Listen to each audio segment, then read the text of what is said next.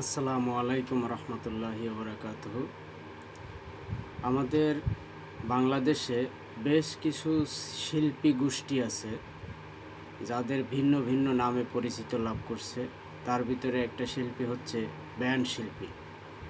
Band শিল্পী গোষ্ঠীর একটা গান, সেটা হলো চিনেও চিনলি না, বুঝেও বুঝলি না, বাসলি না ভালো আমারে,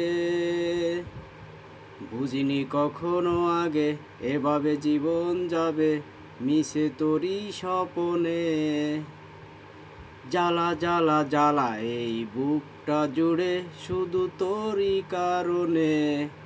হয়তো ওদের মতো করে আমি কণ্ঠটা দিতে পারিনি। তাহলে আমার কথা হলো, চিনেও চিনলি না, দরকার কি আছে ভাই ওই সকল লোক আপনাকে চেনার? বলল বুঝেও বুঝলি না, বোঝার তো কোনো প্রয়োজন নেই। আপনাকে প্রথমত চিনতে হবে স্বয়ং আল্লাহ তাআলাকে। যখন আপনি আল্লাহ তাআলাকে চিনলেন, আল্লাহ তাআলা আপনাকে চিনল। যখন আপনি আল্লাহ তাআলাকে বুঝলেন, তখন আল্লাহ তাআলা আপনাকে বুঝলো।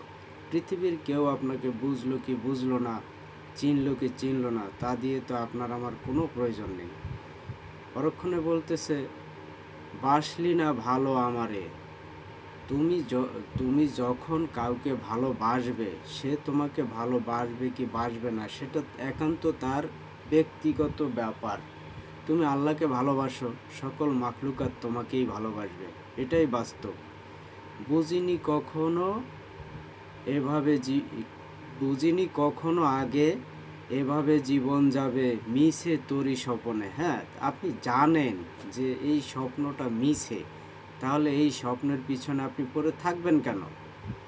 পরক্ষণে বলতেছি কি, জ্বালা জ্বালা জ্বালা এই বুকটা জুড়ে। হ্যাঁ, তুমি যদি অপ্রত্যাশিত কিছু চাও তাহলে তো তোমার বুকে জ্বালা বাড়বে, এটাই স্বাভাবিক নিয়ম। শুধু তোরই কারণে, শুধু ওর কারণে কেন আপনার বুকে জ্বালা?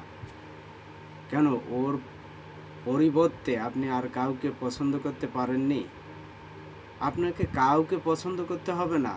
যাকে আপনার তকদিরে আল্লাহ তাআলা রাখছেন, সে ঠিক সময় মতো আপনার জীবনে এসে উপস্থিত হবে। তাহলে কেন?